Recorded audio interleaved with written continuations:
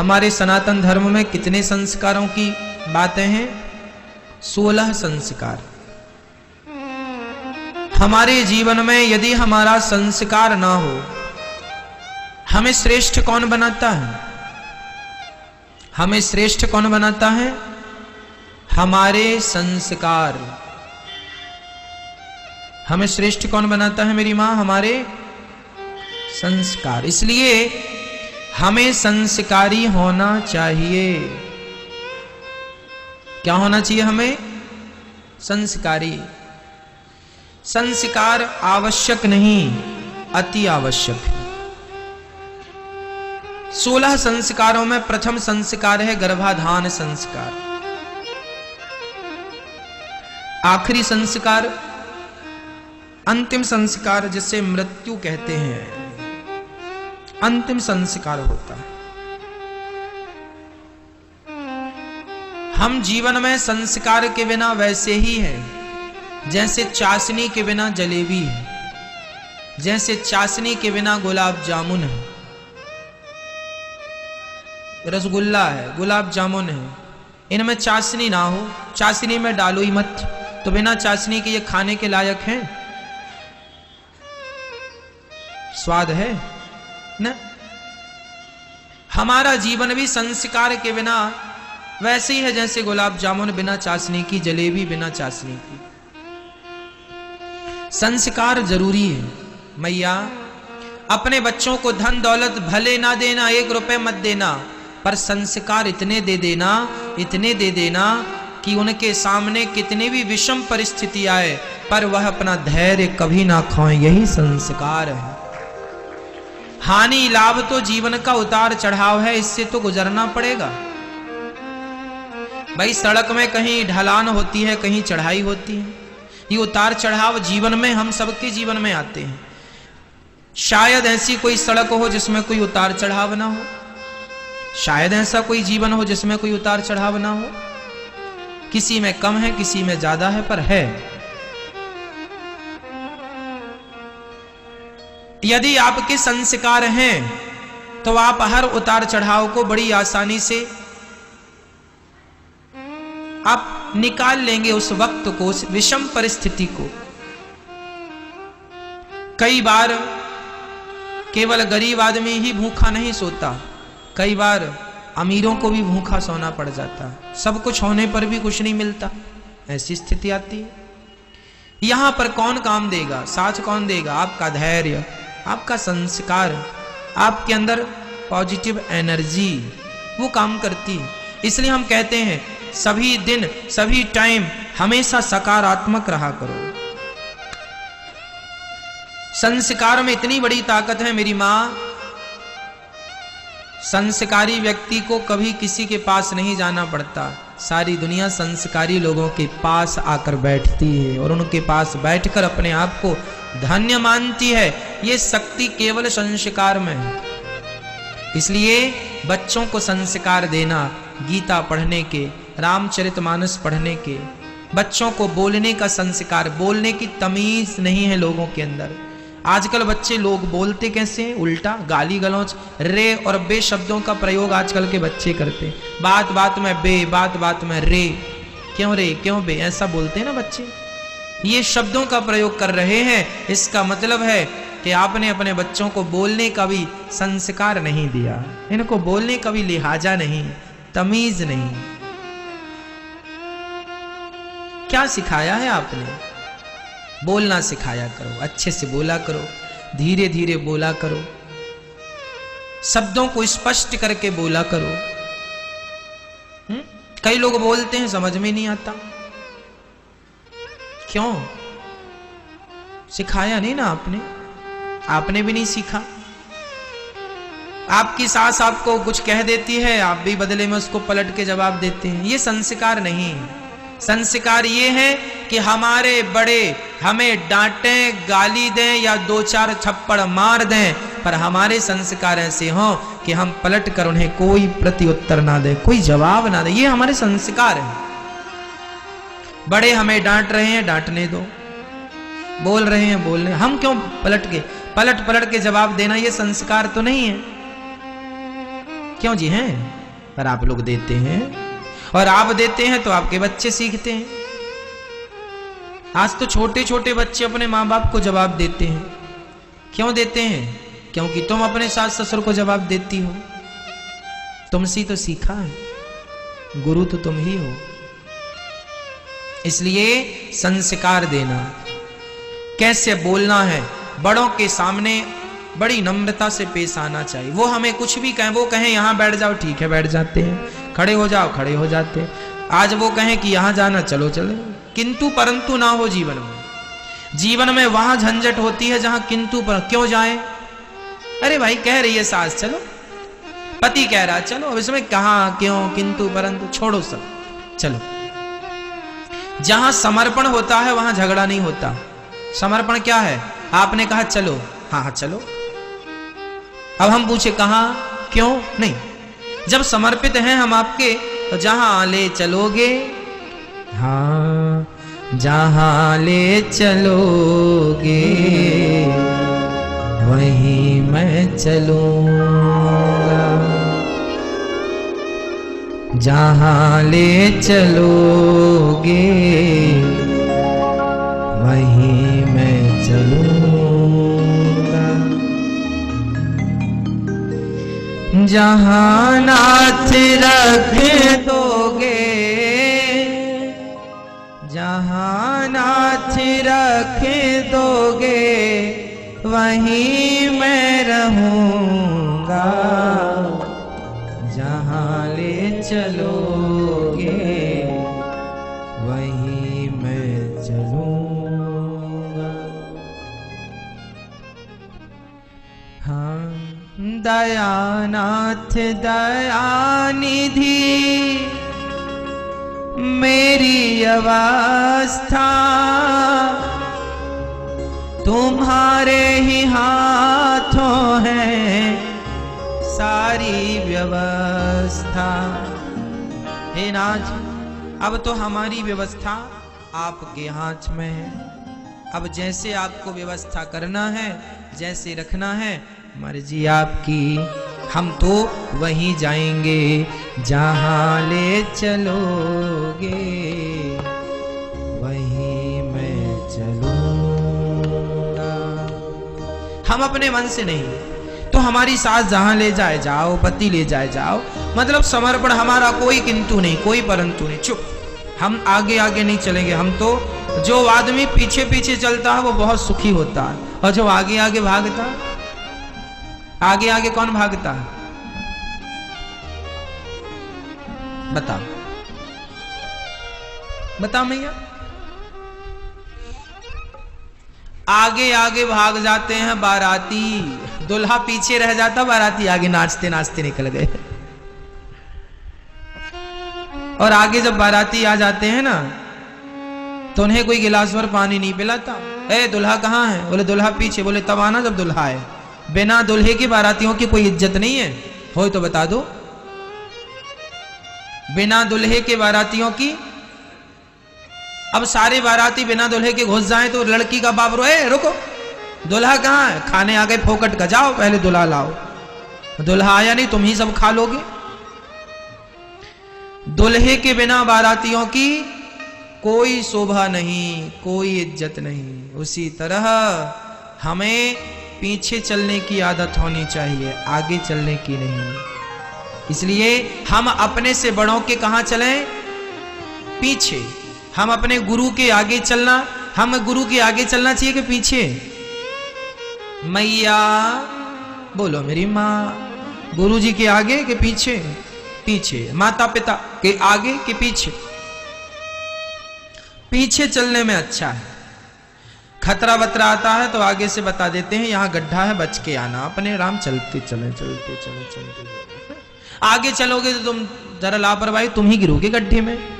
इसलिए सास ससुर माता पिता पति, इनके पीछे चलने वाले लोग सुखी हैं। जो अपने आप को पीछे रखते हैं वह व्यक्ति ही सबसे आगे होते हैं, ये देख लेना आप। जो व्यक्ति अपने आप को आगे रखता है वही सबसे पीछे होता है। तो जीवन में खुशियां आ जाएंगी आपकी तब जब आप अपने आप को अपने सास ससुर से पीछे, पति से पीछे, जहां पति ले जाए जाओ, जहां सास ससुर ले जाए जाओ, किंतु परंतु त्याग दो, फिर आपका गृहस्थ जीवन बहुत सुखी हो जाएगा। तो संस्कार यही है कि हमें किंतु परंतु नहीं करना।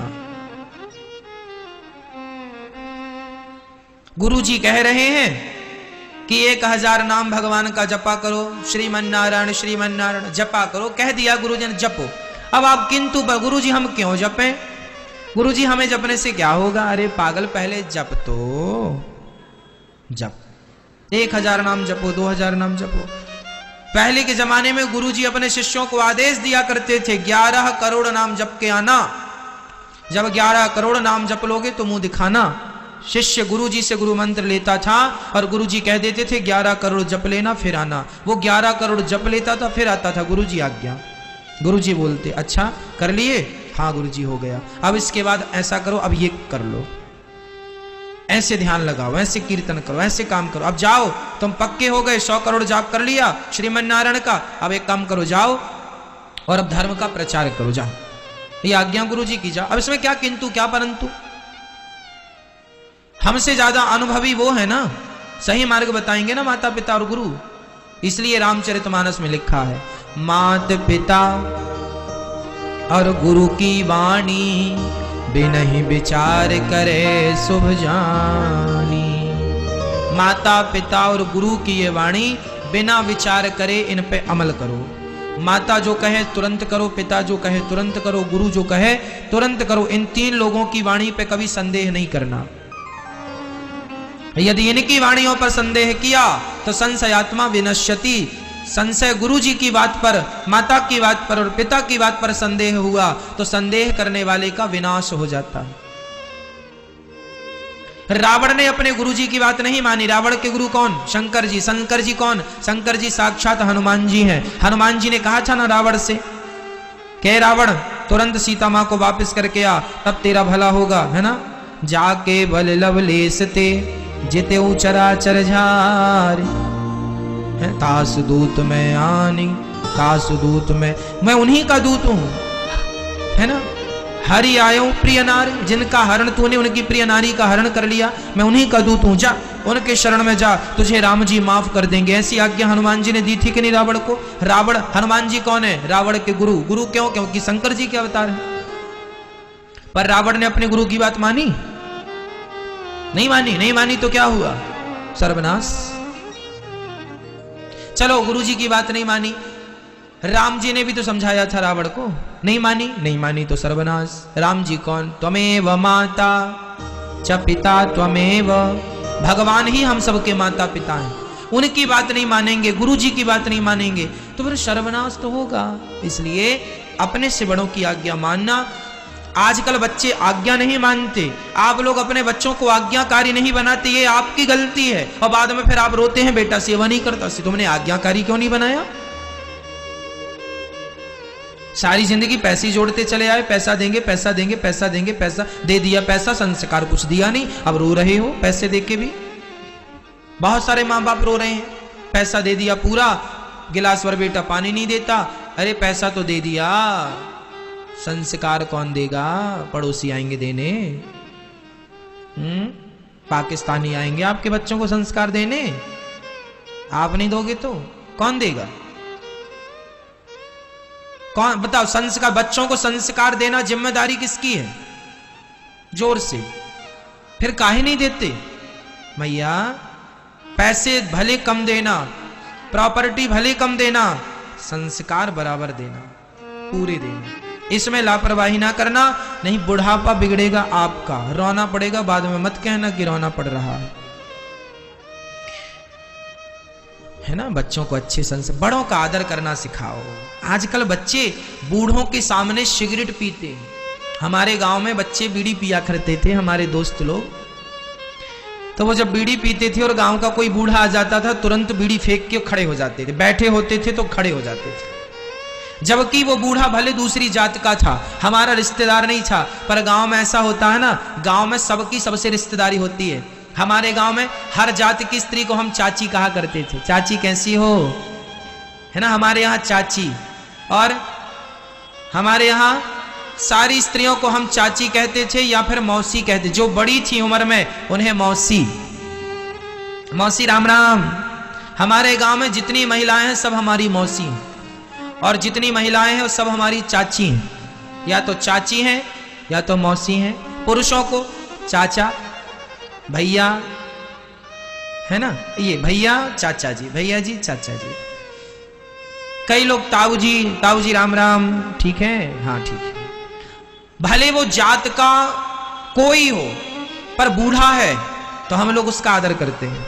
कोई भी जात का, छोटी जात का हो बड़ी जात का हो, कोई लेना देना नहीं। बूढ़ा है, उसके सामने बच्चे, छोटे छोटे बच्चे हमारी उम्र के बीड़ी पीते, उनकी आदत हो गई बीड़ी पीते, और कोई बूढ़ा आ जाए ना तुरंत बीड़ी फेंक के खड़े हो जाते, बैठे होते तो खड़े हो जाते। ये बड़ों के प्रति रिस्पेक्ट। अनपढ़ बच्चे थे लेकिन बड़ों का आदर करते थे, और आज के पढ़े लिखे PhD बच्चे बड़ों का आदर नहीं करते। पहले का अनपढ़ आदमी ज्यादा अच्छा था, बड़ों का आदर करता था। आज का पढ़ा लिखा ज्यादा अच्छा नहीं है, क्योंकि बड़ों का सम्मान नहीं करता। विद्या ददाति विनयम, विद्या विनय देती है। यदि पढ़ लिख कर भी तुम्हारे अंदर नम्रता नहीं आई तो तुम्हारी पढ़ाई लिखाई बेकार है, व्यर्थ है।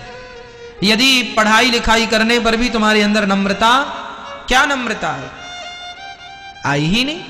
इसलिए ऐसी शिक्षा दो बच्चों को कि सदा काम आवे। ये दास अनिरुद्ध सदा अपने से बड़ों का सम्मान करता है, केवल बड़ों का नहीं, मैं तो छोटे छोटे बच्चों का भी सम्मान करता हूँ। हम अभी भी गांव जाते हैं तो अपने गांव के सभी बच्चों के साथ गिल्ली डंडा भी खेलते हैं, क्रिकेट भी खेलते हैं और कंचे भी खेल लेते हैं। अभी हमारे गांव के बच्चे बोलते हैं, हमारे गांव के बच्चे अभी हमको बोलते हैं, अन्नू चाचा आ गए, अन्नू चाचा आ गए, अन्नू चाचा आ गए। हमारा नाम अन्नू, गांव के लोग बोलते हैं। हमारे गांव के जितने बच्चे हैं अभी भी हम जाते हैं, हमारे साथ खेलते हैं, हम उनके साथ खेलते हैं। बचपन से हम खेलते, हम बूढ़ों के साथ भी बैठते थे, और बूढ़ों के साथ बैठते थे तो ज्ञान की बातें शास्त्रों की करते थे, और बच्चों के साथ भी खेलते थे।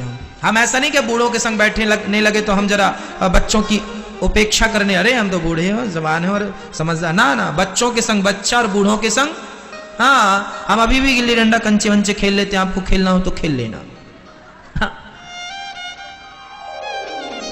सब प्रकार का गेम हम खेल लेते हैं, कंचे का, गिल्ली का, डंडा का, क्रिकेट इत्यादि, बैडमिंटन इत्यादि सब खेल लेते हैं। और गांव जाते हैं सब कुछ खेलते हैं। हमारे यहाँ गड़ा गेंद खेलते हैं, खूब खेलते हैं, हम भी खेलते हैं, है ना, खूब खेलते हैं।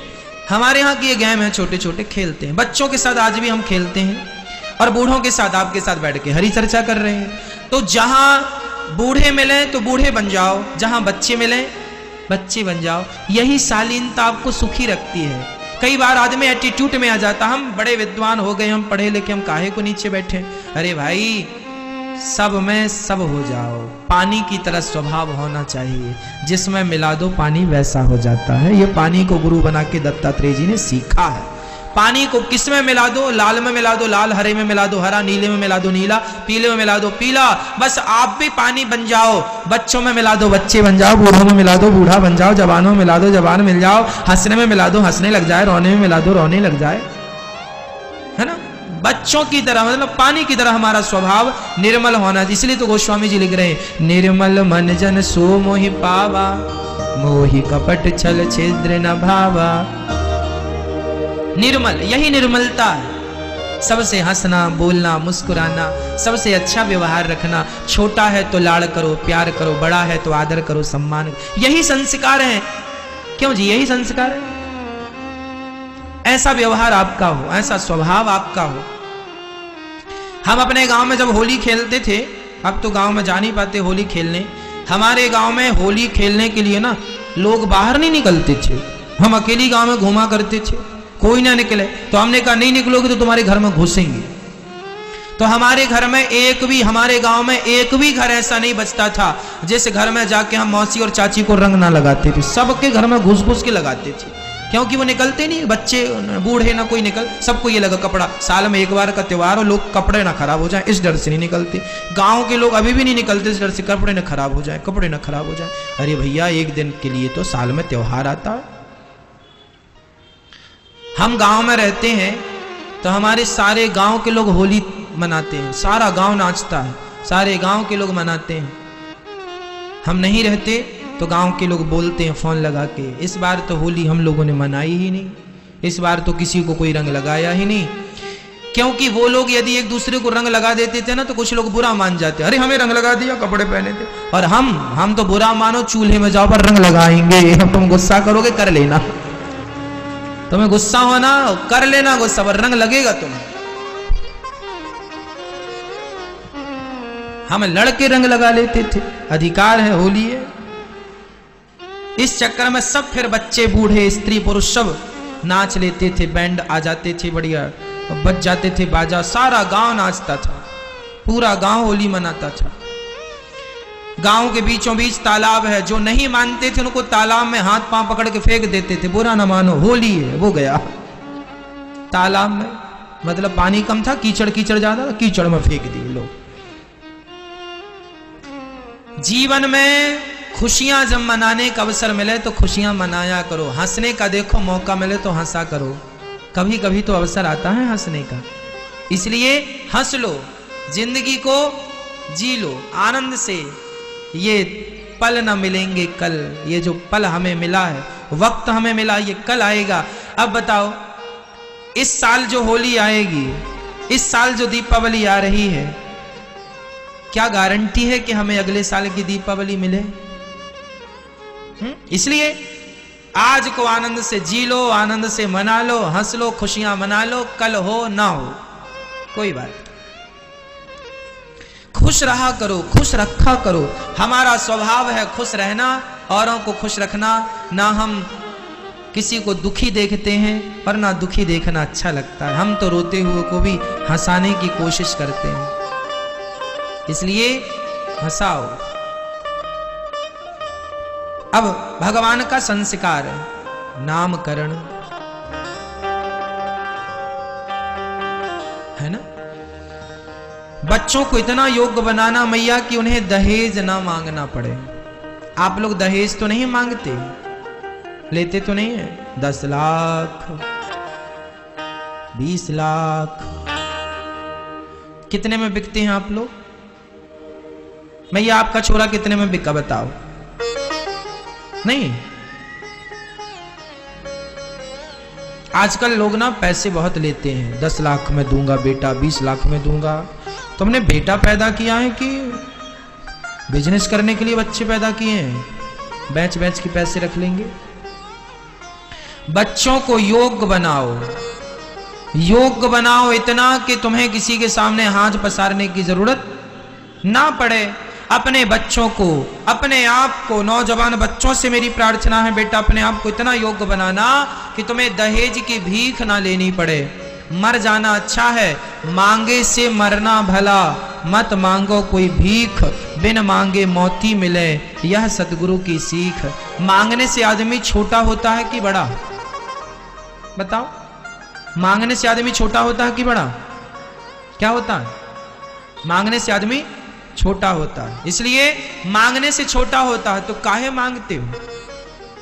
क्यों अपनी इज्जत दांव पे लगाते हो? हाँ, लड़की के बाप से क्या पैसा मांगना? अरे किसी के देने से धन नहीं बढ़ता, धन बढ़ता है मेहनत से, पसीने से, कमाई करने से। हमारी मेहनत, हमारी लगन, हमारा खून पसीने की कमाई जब काम करेंगे अपने आप धन बढ़ेगा। किसी के देने से धन नहीं होता कि दहेज में लड़की के पिता ने 10 लाख दे दिया तो तुम बड़े लखपति हो गए। वो 10 लाख 10 दिन नहीं चलते जो दहेज में आते हैं। बता दो, चलते हो तो कितने दिन चलते हैं? उससे कोई लखपति हुआ?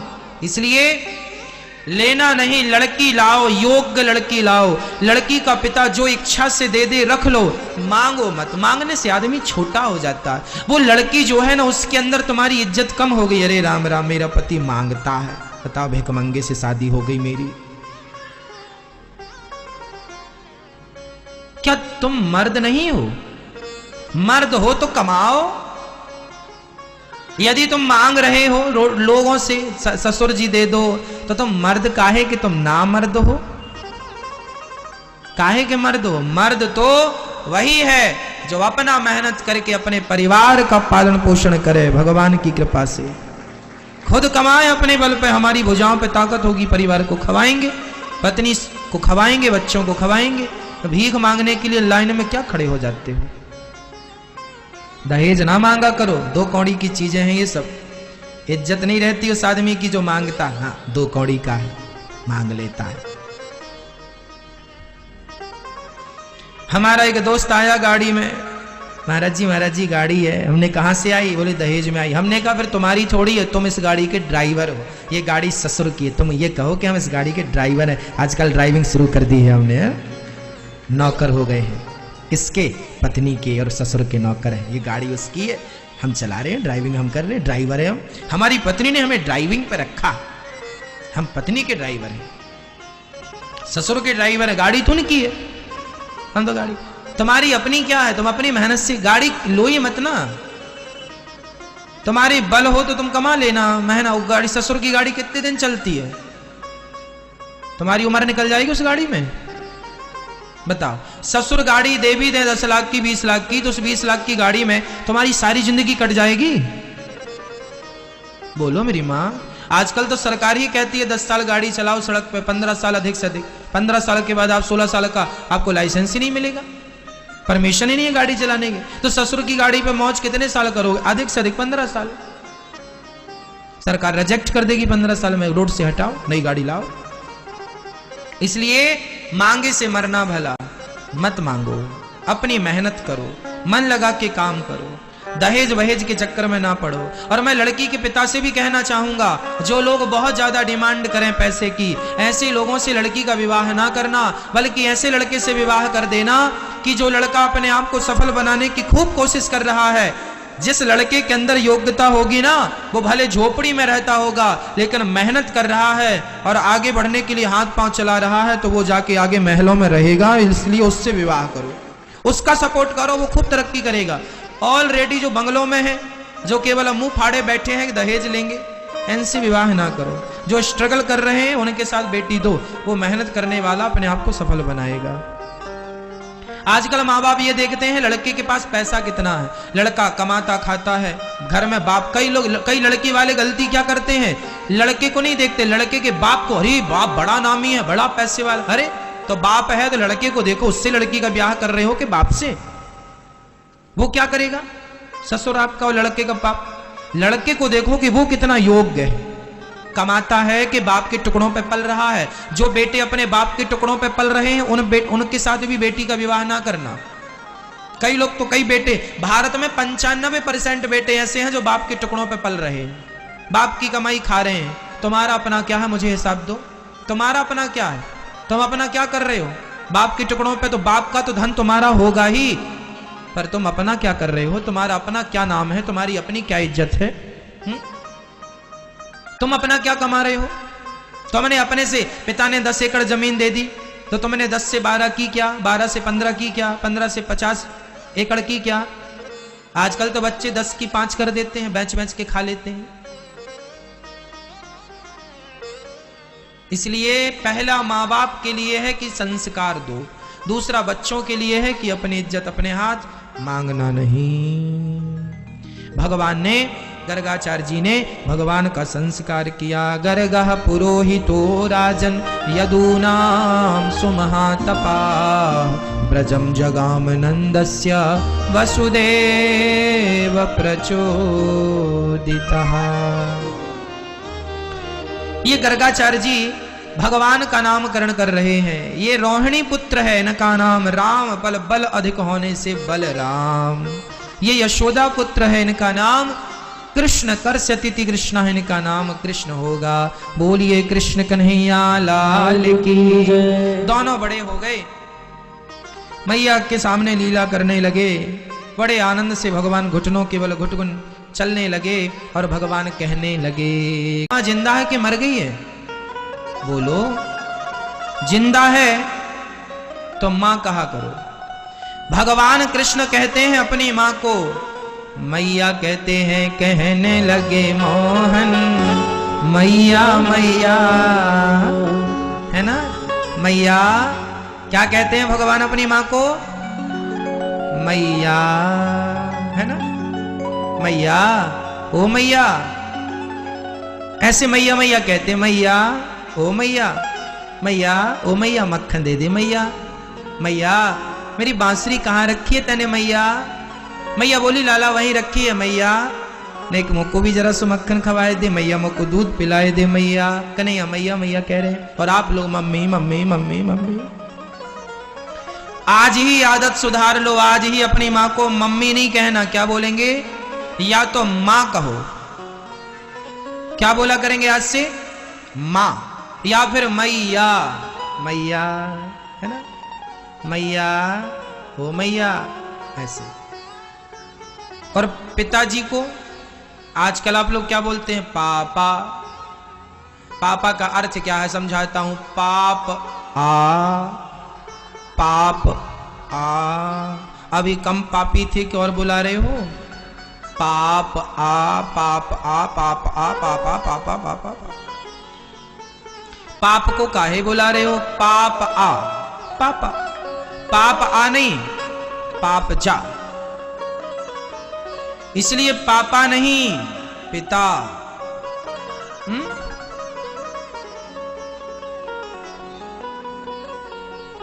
क्या, पिता, पिताजी, बाबूजी, पिताजी।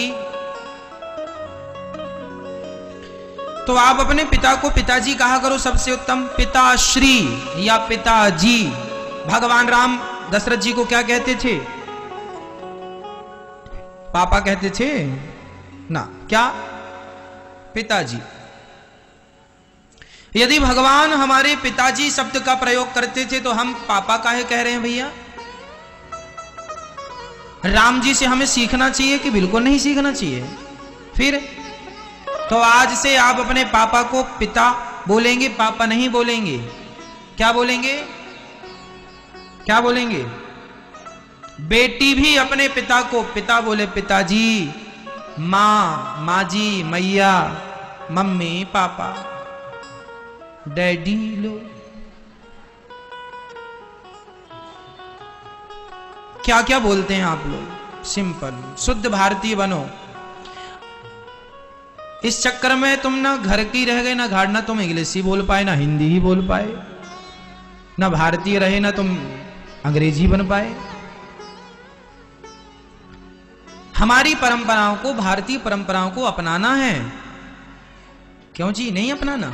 तो आज से कौन कौन अपने पिता, पापा को पिता बोलेंगे, कौन कौन हाथ उठा के हमें बता दो, फिर हमें विश्वास हो जाएगा कि आपने सुधार लिया। इतने भी ठीक हो गए तो ठीक है। हाँ बेटा, आप क्या बोलोगे, अपने पापा को पापा नहीं बोलना, अब क्या बोलेंगे, जोर से बोलो, बोलेंगे ना, प्रॉमिस करो, वादा करो, बोलेंगे ना पिताजी। माँ को क्या बोलेंगे, माँ या मैया, बोलो मैया, बोलो जोर से, मैया बोलो। हाँ, अब मम्मी नहीं बोलना, क्या बोलेंगे, मैया और पिताजी, माँ या पिता, माता पिता। और कौन कौन है इनमें से, बच्चों में से और कोई हाथ उठाओ कि हाँ हम आज से सुधार कर लेंगे पूरा। क्या बोलोगे बेटा, अपनी माँ को मैया और पिताजी को पिताजी, पापा नहीं, मम्मी नहीं, मम्मी पापा को डिलीट कर दीजिए खोपड़ी से, माता पिता को ऐड कर लीजिए।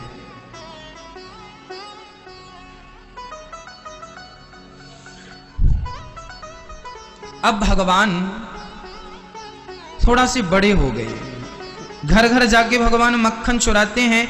वो मक्खन इसलिए चुराते हैं, जिस गोपी के घर मक्खन चुराने नहीं जाते ना, वह शिकायत करती है, लाला हमारे घर आए नहीं, क्या बुराई हो गई, क्या बिगाड़ दिया हमने। जिनके घर, गोपियों के घर भगवान नहीं जाते, वह शिकायत कर लेती हैं, क्यों नहीं आए। सच्ची बात तो यह है कि भगवान मक्खन चुराने जाते नहीं हैं, मक्खन रूपी मन गोपियों का भगवान चुरा लेते हैं। भगवान माखन नहीं, मन चुराते हैं। भगवान का नाम है चित्त चोर।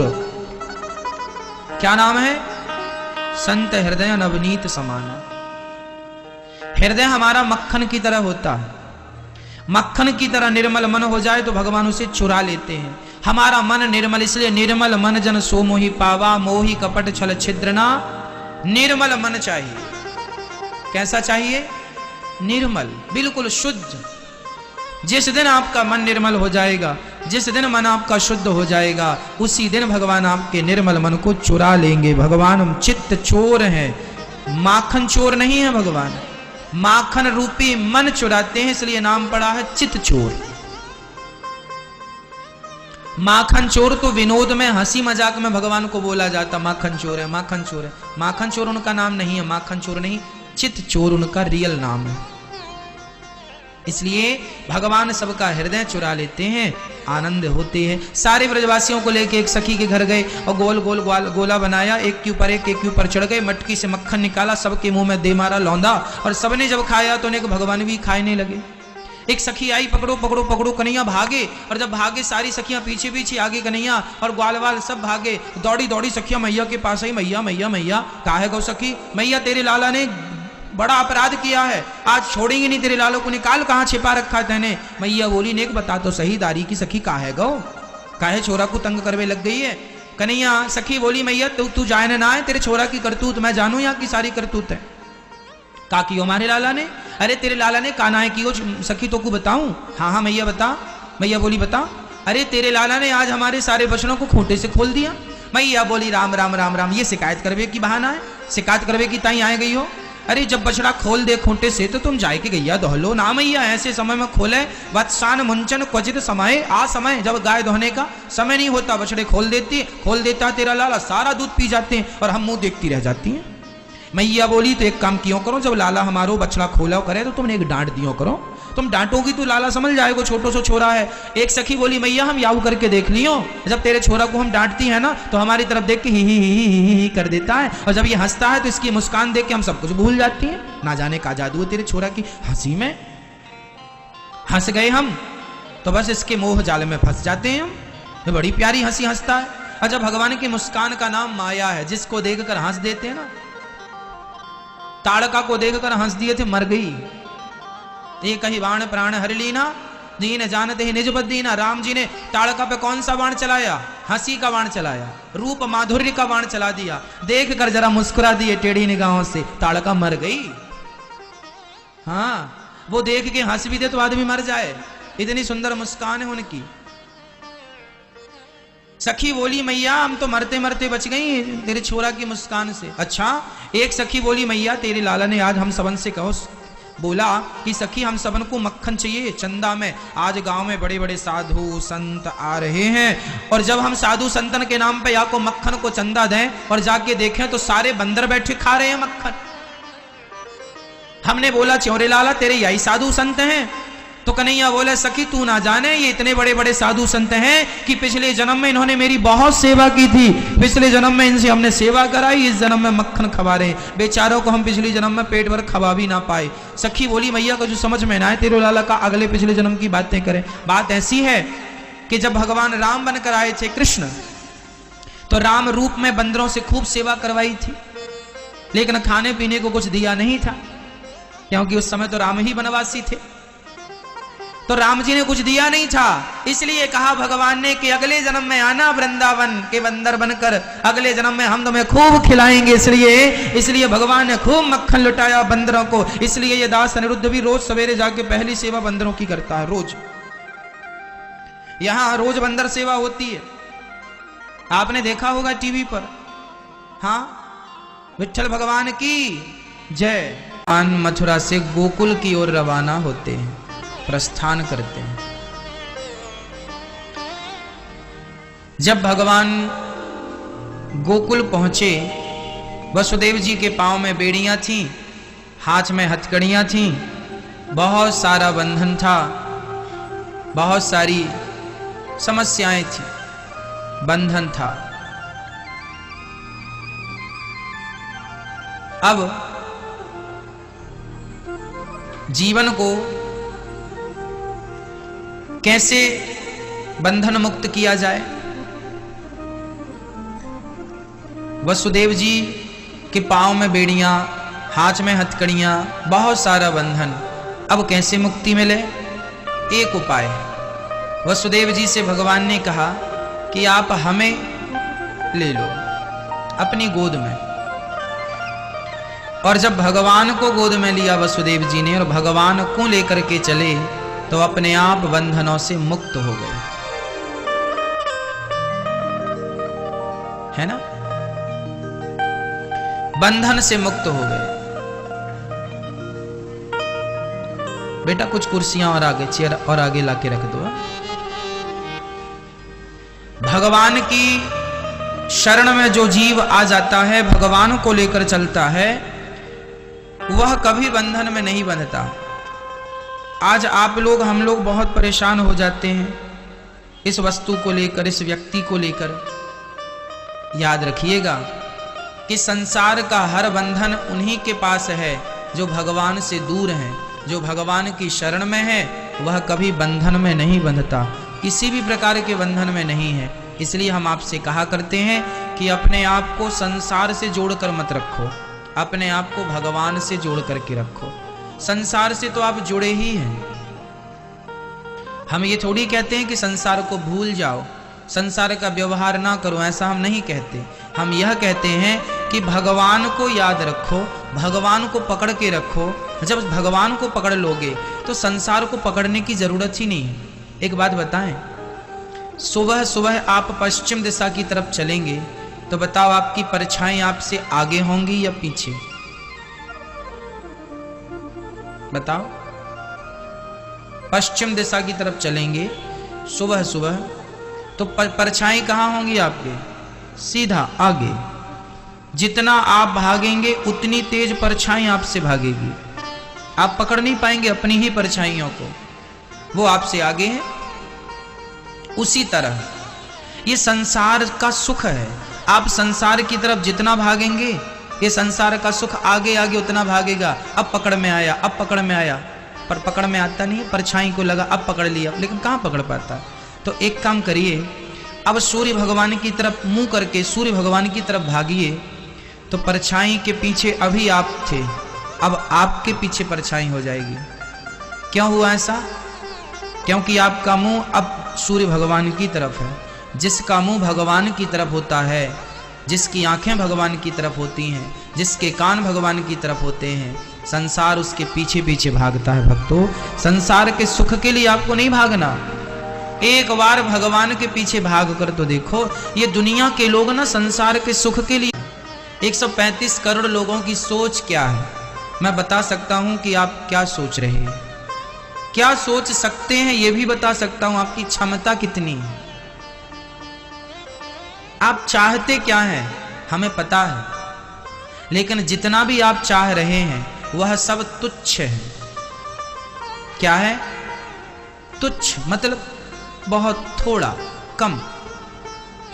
आप क्या चाहते हैं? आप यही तो चाहते हैं आपका नाम हो, आपकी इज्जत हो, आपके पास पैसा हो, जमीन हो, जायदाद हो, पुत्र हो, पुत्री हो, बेटा बेटी सुखी रहें, हम सुखी रहें, शरीर निरोगी रहे। 135 करोड़ लोग इतना ही चाहेंगे, इससे ज्यादा सोच कहां जाएगी, किसकी जाएगी? इससे ज्यादा कौन चाहेगा, इससे ज्यादा कौन सोचेगा? लेकिन मेरी माँ, जितना मैंने एक शब्द में कह दिया, एक लाइन में कह दिया, ये बहुत तुच्छ है। नाम, प्रतिष्ठा, पैसा, घर, मकान, जमीन, जायदाद, बेटा बेटी, शरीर का स्वास्थ्य, यह सब नॉर्मल है, तुच्छ चीजें यही है। इनके पीछे भागोगे, पैसों के पीछे भागोगे, नहीं मिलेगा। सुख के पीछे भागोगे, नहीं मिलेगा। लेकिन इन सबको पीठ दिखाकर जिस दिन भगवान की तरफ भागने लगोगे, ये सारी चीजें आपके पीछे पीछे चलेंगी, पीछे पीछे। इनके पीछे भागना ही नहीं है आपको, इनके पीछे पड़ना ही नहीं है आपको। आपका डायरेक्शन गलत है, आप जा ही गलत दिशा में रहे हो, हम क्या करें? दिशा ही गलत है आपकी, आप जा ही रहे हैं संसार की तरफ। आदमी रो रहा है, काहे के लिए रो रहा है? बेटा नहीं है, बेटा नहीं है, रो रहा है। आज व्यक्ति बेटा बेटी से ऊपर उठ ही नहीं पाता। आप मर जाते हैं लेकिन बेटा बेटी से ऊपर नहीं उठ पाते। कभी आप इनसे ऊपर उठ के सोचते हैं? आपके पास टाइम नहीं है, आपके पास या यूं कहें काबिलियत नहीं, योग्यता नहीं है। मच्छर कितने ऊपर उड़ता है बताओ, बताओ मेरी मां, मच्छर कितने ऊपर उड़ता है? अधिक से अधिक 30 फीट, और अधिक तो 40 फीट, और अधिक तो 50 फीट। इससे ऊपर क्षमता नहीं है कि मच्छर चला जाए। क्यों जी, है क्षमता? वो बिल्डिंग के अंदर अंदर भले ऊपर वाली मल्टी में चला जाए, बिल्डिंग में चला जाए, पर डायरेक्ट 50 फीट की ऊंचाई पर मच्छर नहीं उड़ सकता। देखा कभी आपने 50 फीट ऊपर मच्छर उड़ते हुए? नहीं देखा। लेकिन बाज कितने ऊपर उड़ता है? 500 फीट ऊपर भी उड़ सकता है, 1000 फीट ऊपर भी बाज पहुंच सकता है, हाँ या ना? मच्छर की क्षमता है 50 फीट ओनली, अधिक से अधिक होता इससे नीचे ही है वो। डेंगू का मच्छर 10 फीट भी नहीं उड़ पाता है ना। डेंगू का जो मच्छर होता है, जिसके काटने से डेंगू हो जाता है, वह मच्छर 10 फीट भी नहीं उड़ पाता, वह नीचे रहता, इसलिए वो पांव में काटता है ना। इसलिए इस समय आप सभी को अपने पांव ढक के रखने चाहिए और गंदगी घर परिवार में नहीं करनी चाहिए। डेंगू का मच्छर वहाँ होता है जहाँ बहुत दिनों से पानी भरा हो, जहाँ साफ सफाई ना हो, वहाँ डेंगू का मच्छर होता है और वह खेलते हुए बच्चों को काटता है, नीचे रहने वाले लोगों को काट देता है और डेंगू हो जाता है, जो कि खतरनाक बीमारी है। मच्छर की एक क्षमता है कि वो 10 फीट उड़ेगा, 50 फीट उड़ेगा, लेकिन बाज 1000 फीट ऊपर भी उड़ सकता है। सबकी क्षमता है। आप और हम कैसे हैं? आज का व्यक्ति मच्छर की तरह है, सोच बहुत छोटी है। सोचेगा तो क्या सोचेगा? यही तो सोचेगा कि मेरा नाम हो जाए, यही तो सोचेगा मेरी इज्जत बढ़ जाए, यही तो सोचेगा मेरा पैसा आ जाए, खूब नाम पैसा आए और प्रॉपर्टी बने, बैंक बैलेंस बने, यही तो सोचेगा। ये मच्छर की सोच है जो आप लोग लिए बैठे हैं। पक्षी बाज की सोच ये नहीं है। बाज की सोच अलग है मच्छर की सोच से। तो जो संसार का सुख चाह रहे हैं वह मच्छर की सोच वाले हैं, और जो भगवान को पाना चाह रहे हैं वह बाज की सोच वाले लोग हैं। अब आप देख लो कि आपको मच्छर बनना है या बाज बनना है। ऊंचाई तक पहुंचना है तो अपनी सोच को बदलना पड़ेगा। ये संसार बहुत मीठा है। संसार की माया मम माया दुरत्तया, भगवान की माया इतनी प्रबल है कि जो एक बार संसार में उलझ जाता है उलझता ही चला जाता है। उलझने के रास्ते तो दिखते हैं, सुलझने के रास्ते बंद से हो जाते हैं। वो सुलझने के रास्ते कब? जब कोई सच्चे गुरु मिल जाए, जब कोई सच्चा मार्गदर्शक मिल जाए, तब ये जा के रास्ता मिलता है। वसुदेव जी भगवान को लेकर चले, अपने आप बंधन से मुक्त हो गए। सारे ब्रजमंडल में उत्सव मनाया गया। भगवान बड़े प्रेम से अपने उत्सव में, सभी लोग भगवान के उत्सव में सम्मिलित हो रहे हैं। कितना सुंदर स्वरूप है ना भगवान का। सारे ब्रजवासी चकाचक सज धज करके दौड़ दौड़ के लाला को दर्शन कर रहे हैं और अपने जीवन को कृतार्थ कर रहे हैं। सब भगवान को देख रहे हैं। सारी सखियां, सारे ब्रजवासी, यहाँ तक कि शंकर जी भी आए हैं, यहाँ तक कि इंद्र आए हैं, सब आए, ब्रह्मा जी भी रूप बदल बदल के। आज जगत के पालनहार परमात्मा पर ब्रह्म आज निर्गुण निराकार, आज सगुण साकार बन के इस धरती में अवतार लिए हैं। ये ईश्वर की बड़ी कृपा है। हम जैसे पतितों के लिए भगवान इस धरती में अवतार लेकर के आते हैं। कितने सुंदर हैं भगवान, आपने कभी विचार किया है ना? बहुत सुंदर है ना। शाम सवेरे देखूं तुझको, किसी से हम उसे जोड़ के बताएं कि इसकी तरह सुंदर है। कमल का पुष्प कहते हैं सबसे सुंदर होता है, लेकिन कभी सोचा है आपने कि कमल का पुष्प तो भगवान की नाभि से प्रकट हुआ है? अरे जिनकी नाभि से कमल के पुष्प प्रकट हो रहे हैं, जिसकी सुंदरता की उपमा जगत में दी जाती है, वो भगवान कितने सुंदर होंगे, कभी विचार किया है? संसार उन्हीं को सुंदर लगता है जिन्होंने कभी भगवान की सुंदरता को ना देखा, ना सुना, ना जाना और ना जानने की कोशिश की। इसलिए सुंदर ना होते, कृपालु ना होते, दयालु ना होते तो देखो ना, किसी व्यक्ति का रूप सुंदर है तो बहुत महत्व का नहीं है, चलो बहुत सुंदर है, गोरा है, अच्छा है, आकर्षित है, लेकिन केवल रूप सुंदर हो मैया, इससे काम नहीं चलता, जब तक उसका स्वभाव सुंदर ना हो। भगवान का केवल रूप सुंदर है ऐसा नहीं है,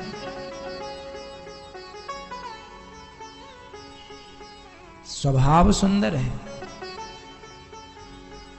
जानते हैं उनका स्वभाव कैसा है?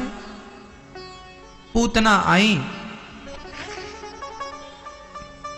अपने स्तनों में जहर भर करके लाई, इसलिए कि मैं इसे पिलाऊंगी और ये मर जाएगा। लेकिन भगवान तो भगवान है, जो मारने आई पूतना उसका जहर तो पिया, दूध तो पिया, पर साथ में उसके सारे पापों को भी पी गए और उस राक्षसी को, उस पापात्मा को इतना पुण्यात्मा बना दिया, इतना पुण्यात्मा बना दिया कि जो गति लेभे गतिम धात्रुचिताम ततोन्यम कंबा दयालुम शरणम ब्रजेम।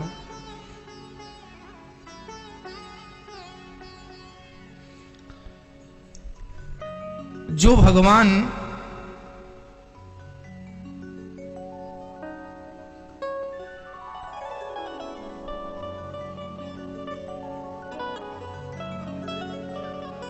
पूतना जैसी पापनी को भी तार देते हैं कृपा की दृष्टि डालकर, तब से हम जैसे पतितों का विश्वास और बढ़ गया कि यदि पूतना पर कृपा करते हैं तो हम पर भी कृपा करेंगे जरूर, कभी ना कभी। इसलिए भगवान का ध्यान दिन रात किया करो। जो भगवान पूतना को तार देते हैं, जिसके पास कोई गुण नहीं था, ना पूजा थी, ना पाठ था, ना कोई भक्ति थी, ना कोई शक्ति थी, लेकिन पूतना को भी तार दिया। वो ऐसे परम दयालु हैं, परम करुणामय हैं कि केवल पूतना को नहीं, मेरी मां जटायु तो पक्षी था, वो भी मांसाहारी पक्षी था, परंतु बताओ कि भगवान ने जटायु पर कृपा की कि नहीं? जब रावण ने जटायु के पंख काट दिए ना, राम राम कहता हुआ जटायु जब जमीन पर गिरा, तो लोगों ने एक सवाल किया, अरे जटायु, अभी तो तुम्हारे पंख थे तो तुम राम जी के पास जा सकते थे, अब तो तुम्हारे पंख नहीं हैं, बताओ तुम कैसे जाओगे राम जी के पास? जटायु ने कहा कि जब पंख थे तो जिम्मेदारी मेरी थी राम के पास जाने की, अब तो पंख नहीं है, पंख होते तो मैं उड़कर चला जाता राम जी के पास, पर अब तो पंख कट गए, अब मैं नहीं जा सकता, अब राम को आना पड़ेगा मेरे पास, स्वयं भगवान आएंगे। एक पक्षी का विश्वास देखिए कि वो पक्षी, एक पक्षी होकर भी वो विश्वास कर लेता है, और हम इंसान मनुष्य होकर भी भगवान पे विश्वास नहीं कर पाते। कितनी विडंबना है ना। हम कितने होशियार हो चुके हैं, इतने शातिर हो चुके हैं, हमारी निर्मलता समाप्त हो गई है, हमारा हृदय बहुत गंदा हो चुका है। यदि निर्मल होता तो जटायु का हृदय निर्मल था, इसलिए पक्षी होकर भी उसने विश्वास कर लिया, और सच्ची उसे राम के पास नहीं जाना पड़ा, राम को चलकर उसके पास आना पड़ा।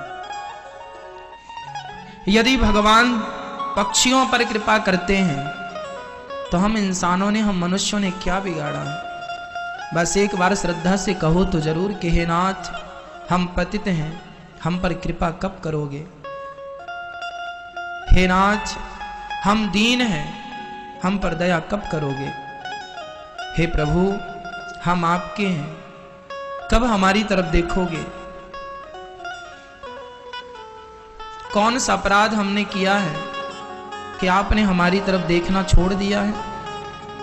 पहले तो सपने में भी आते थे, अब तो सपने में भी नहीं आते हो। हे श्याम सुंदर, क्या अपराध हो गया हमसे? क्या आप भूल गए कि हमारा सहारा केवल आप हैं? आप ही हमारी माता हो, आप ही हमारे पिता हो, आप ही हमारे बंधु हो और आप ही हमारे सखा हो।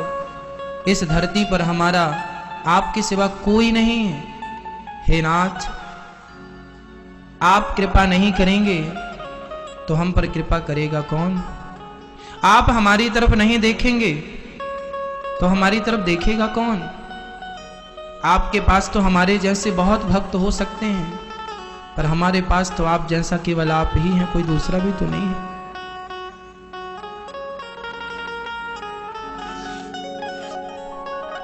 इसलिए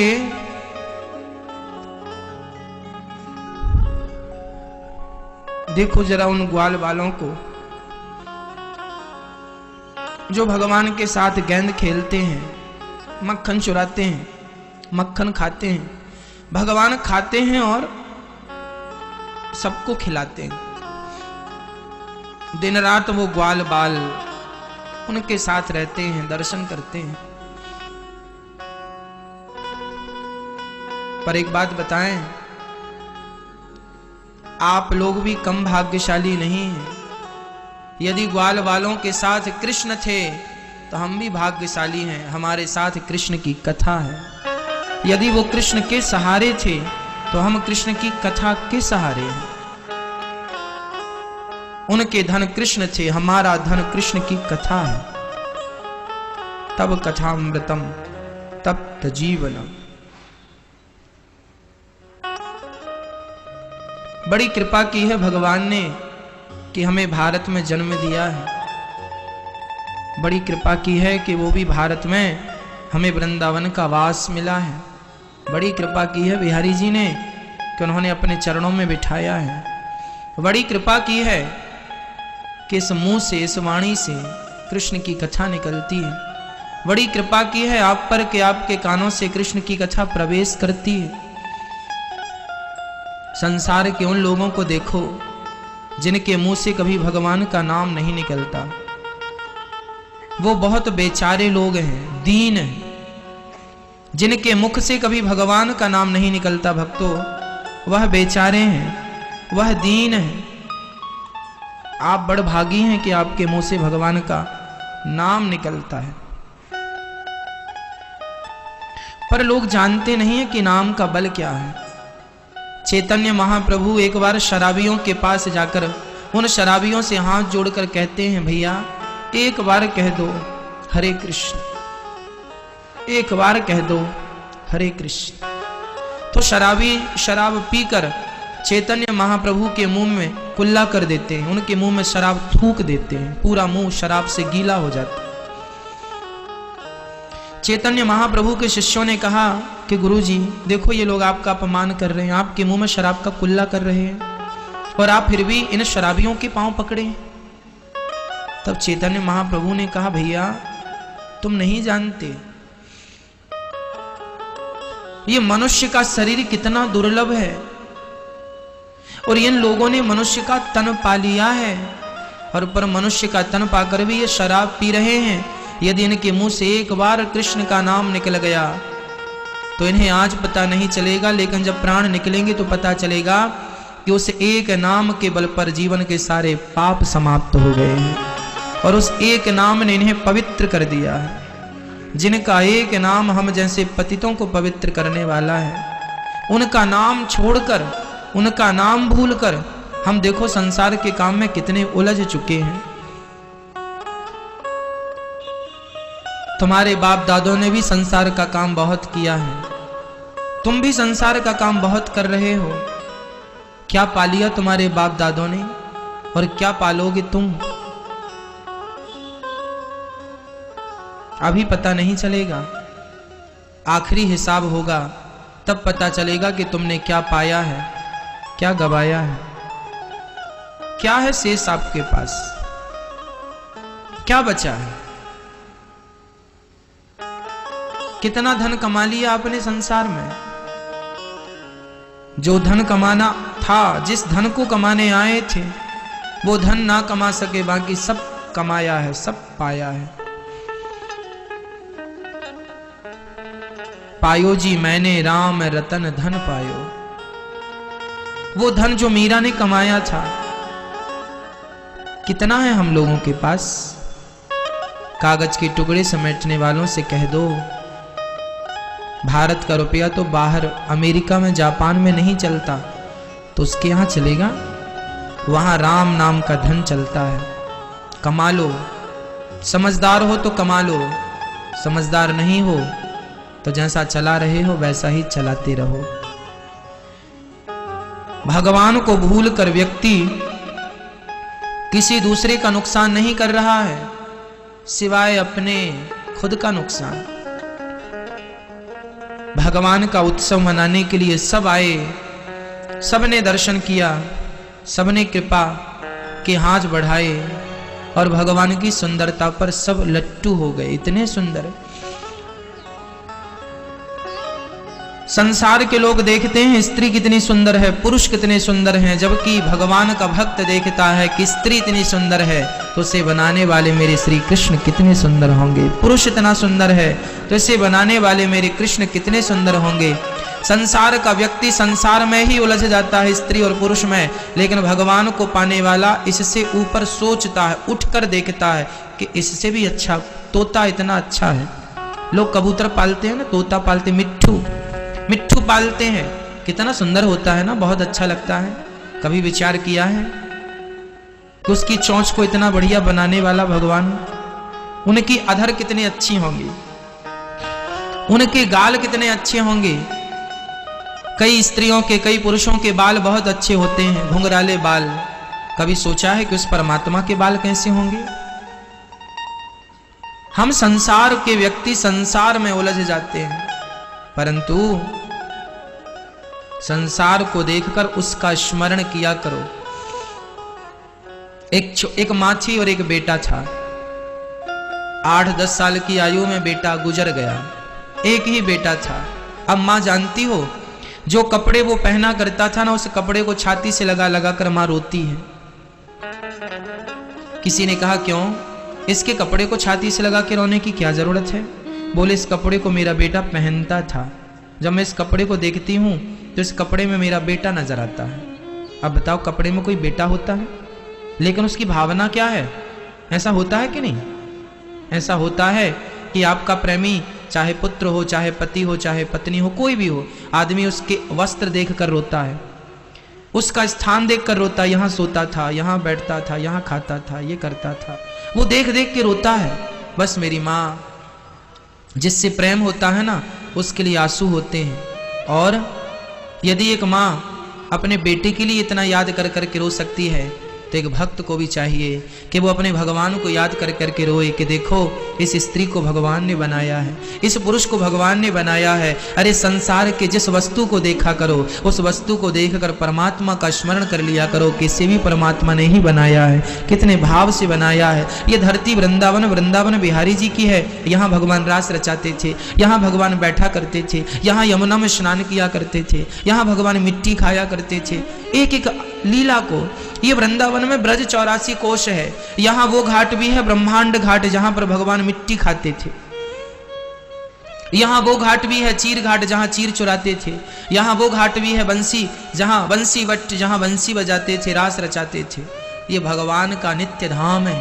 जब प्रेम करने वाला प्रेमी होता है तो अपने प्रेमी के एक एक स्थान को देखकर, एक एक वस्तु को देखकर रोता है कि ये, उसको वस्तु को देखने से, रुमाल को देखने से माँ को बेटे की याद आ गई। ये रुमाल मेरा बेटा रखा करता था, इस रुमाल से मुंह पहुंचता था, बेटा तो रहा नहीं पर रुमाल है। उसको देख देख के वो अपने बेटे का स्मरण करती है। यदि एक माँ रुमाल को देखकर अपने पुत्र का स्मरण कर सकती है, तो एक भक्त भगवान की धरती को देखकर भगवान का स्मरण क्यों नहीं कर सकता? कि वृंदावन है, यहाँ बिहारी जी हैं।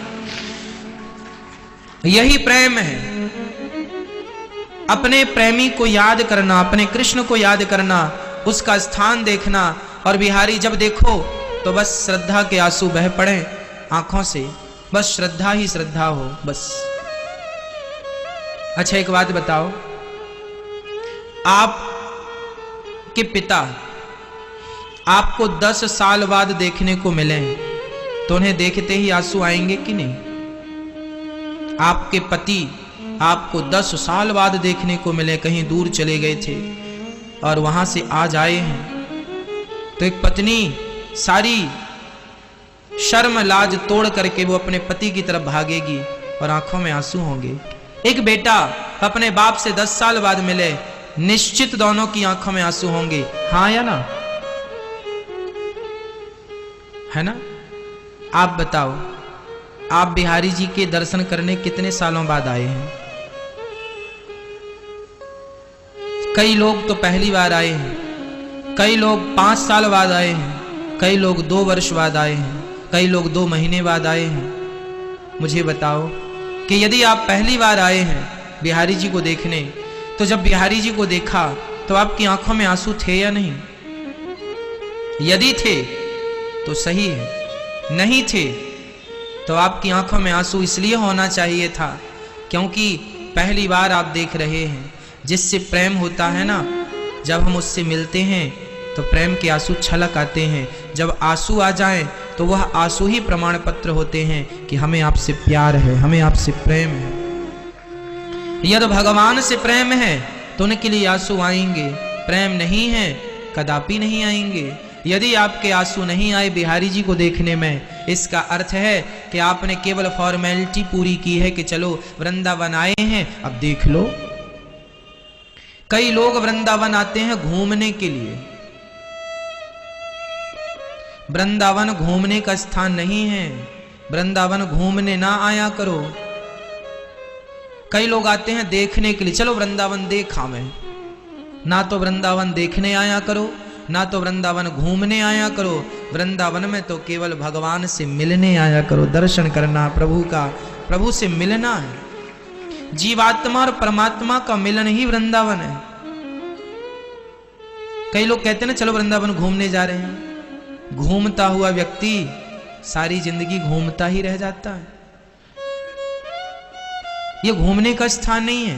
घूमने के लिए तो आपके शहर में पार्क होते हैं, पहाड़ होते हैं, नदी